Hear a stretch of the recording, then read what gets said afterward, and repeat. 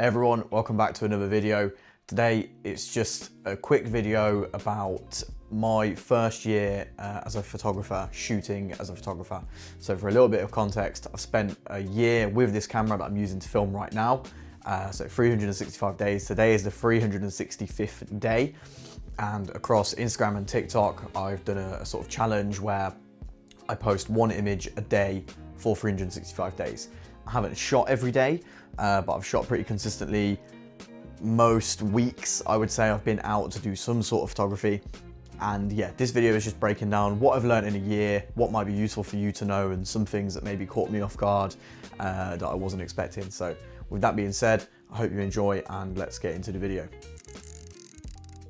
So the first thing that caught me off guard, so to speak, and is something that I'm still very much learning, is composition. Now, composition is basically how your image is laid out. And there's a few different compositions. In fact, there's quite a few, but the most popular one is rule of thirds. So let's just say rule of thirds. And if you're somebody from an artistic background, this will be second nature to you. You know, if you're drawing, painting, anything like that, you will absolutely know about composition. If you're not from that background and you're starting out in photography, I think it's quite a hard thing to grip, especially as nobody's there to really explain it to you. So yeah, there's loads of videos that you can watch. I definitely recommend doing that. It's something that I did maybe a little bit later than I should have. And now I've started to spend a bit more time on composition. And I think that immediately leads to much better results. And I might flash up a few pictures on screen now, if editor me remembers to, of pictures that I've taken that were maybe not well composed, still images that I like, but images that looking back I would have shot differently.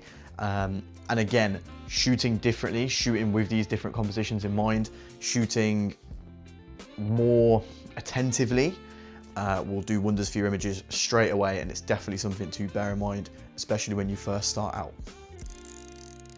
My next big thing is about not being shy. And what I mean by that is being comfortable with taking your camera out and using it, which again sounds kind of silly, but when you first start going out with a camera, maybe you've got a big zoom lens on it.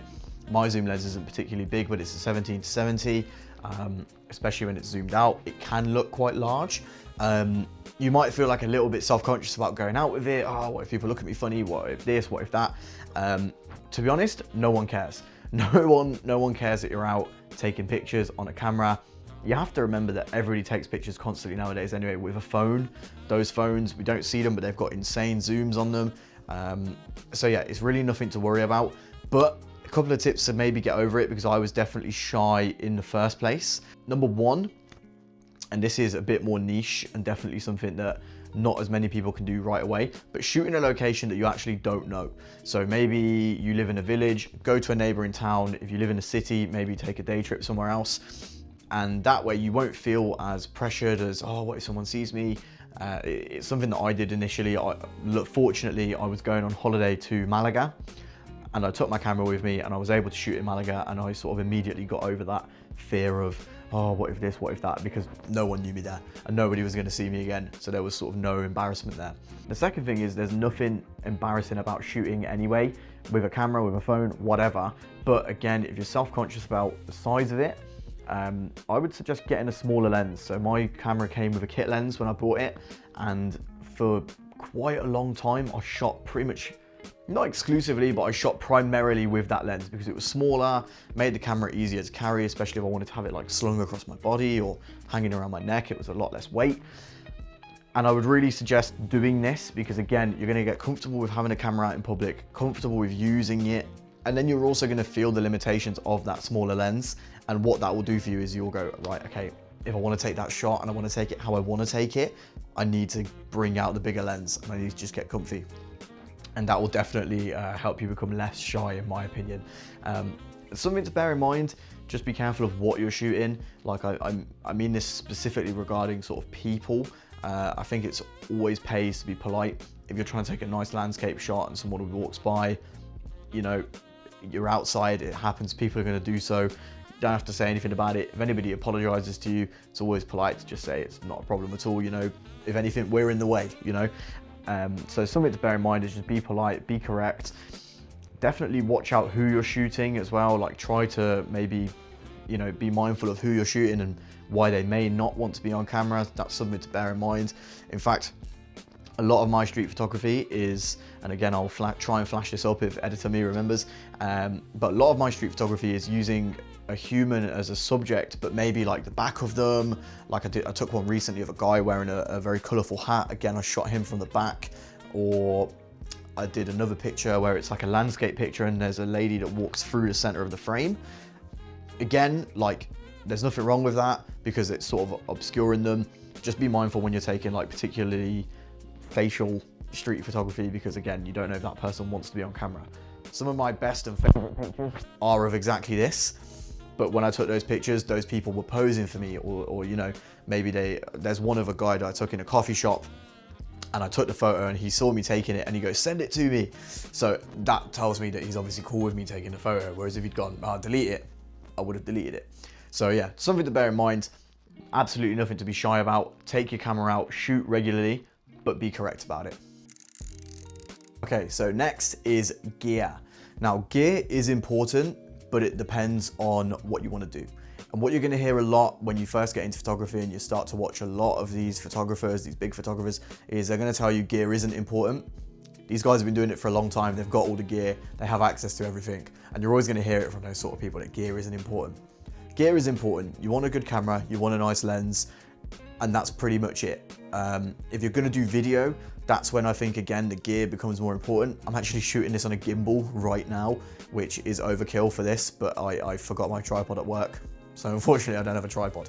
But this gimbal is a great example. I wanted to make videos. I thought, oh my God, I'm going to get a gimbal. I paid for the DJI, I can't remember what it's called, like an RS Mini or whatever it's called. I paid extra for the little AI camera that follows you around. Right now, the gimbal's off. The camera's literally just sitting on it. It is a tripod at this moment in time, which is fine. But I bought that gimbal for a particular reason. I was going to shoot, me and my friends went to my hometown of Sorrento. I was going to film that. In the end, I didn't. So was the gimbal a waste of money? No, because I do have future projects lined up where I'm going to use it. So eventually it will pay off having it. But for that project, I didn't need it. And it was sort of a waste of time getting that gear. So be mindful of what you're buying. I would say definitely don't overspend initially. Get yourself the camera that you want. Get yourself the lens that you want. And my advice with lenses in particular is initially buy a new lens and sort of understand the limitations of that lens. So again, I started with a kit, which was a 16 to 50 millimeter. Once I started taking pictures with that, and I was like, okay, right, so the aperture is variable, and if I zoom in, the aperture goes up. Well, I don't want that. That's why I bought this lens, because it's fixed at 2.8 f-stop, and no matter what the zoom is, no matter what I'm doing. So this is just something to bear in mind. And then eventually, you can definitely start buying secondhand gear, and it's something that I'm going to start looking at now myself. There's loads of lenses that you can buy secondhand. I would recommend buying a new camera body if you have the funds to do so, purely because a camera will be rated for a certain amount of shutter, like the amount of times the shutter can open and close. And some cameras might be really, really close to the end of that. Some might not be. It's something to check. For me, I would personally buy a new camera body and then buy secondhand lenses. I'm actually looking to buy a 50mm prime right now. Because again, through doing the photography that I like, I've discovered that, okay, a 50mm could probably suit me pretty well, and I've made that decision. Of course, I have got other gear. I've got, I'm using it now. I've got a DJI mic on me right now. Like I said, I'm shooting on a gimbal. Over here, you can't see it, but I've got my camera bag, which was more money, and you know, that's got all my other stuff in it, like my film camera and whatever. But when you're first starting out, you might not need some of that stuff. So bear that in mind and try and keep it as cheap as possible initially, and then start to spend a bit more money going forward once you've decided what you really want to do. Back onto the topic of gear. Gear in particular is expensive, and that's something to know going into sort of starting this hobby. Photography can be expensive. Don't get me wrong, there are great deals out there. I actually bought a Fujifilm FinePix S1, which is like a very beginner camera. I bought it as a second camera at the time. It's fine. There's absolutely nothing wrong with that camera. It's secondhand. I bought it for £100. They retail for 400.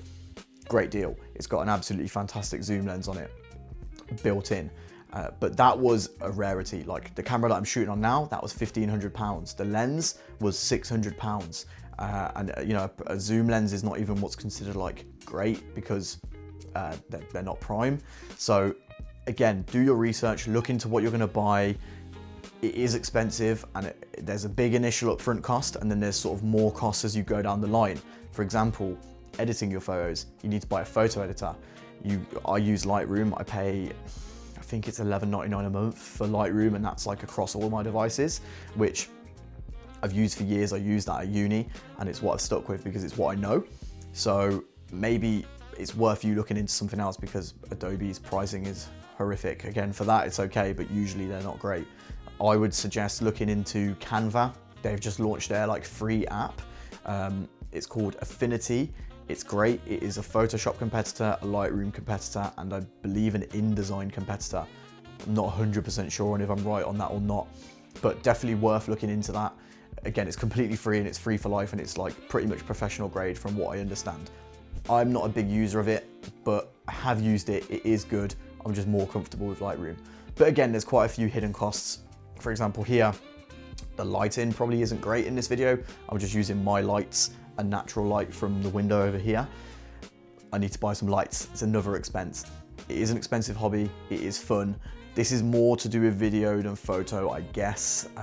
But again, even in photography, the lighting's gonna matter. And if you wanna do studio shoots, lights will be important. So yeah, just something to bear in mind.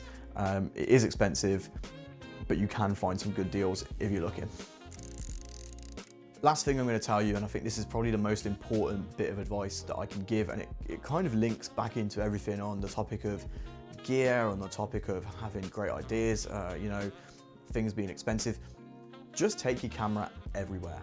Take it with you wherever you can, because first of all, you've spent all that money buying a decent camera, buying a nice lens, use it. What you want to do is get really familiar with the camera. Again, I've done this thing where I shoot once a day for a whole year, right? Not every single one of those photos is a great photo. Some of them I know weren't fantastic, but there's an idea there that I could go back and I could reshoot if I maybe had a better lens for that particular moment, or if I had better lighting or whatever. It's kind of like a portfolio of ideas I want to reuse. So use your camera as often as you can. Take it with you on any walk that you go on, take it on any holiday that you go on, and just absolutely get familiar with using your camera, because that's the way you're gonna fall in love with it and start to have better ideas and start to sort of want to make some more creative or interesting shots. And again, going back to pretty much everything I've said, there's loads of gear that you can buy. There's loads of different sort of expenses that you can have. The gear won't make you a better photographer. It will just let you have access to more types of things. So if you've got a great idea, that's pretty much all you need. Having the gear will be helpful. But if you don't take your camera with you when a great idea presents itself, especially if you want to do street photography and you know you're looking at a great scene in front of you and you don't have your camera, that's killer. So absolutely take the camera with you everywhere. If you take anything away from this video, take that away with you. That is the most important thing. And that is the end. Thank you all for watching. If you have any sort of advice for me, you know, I've flashed up a few images of my photography as we've been speaking from sort of different situations and various previous shoots. If you have any advice for me on how I could be better, please let me know.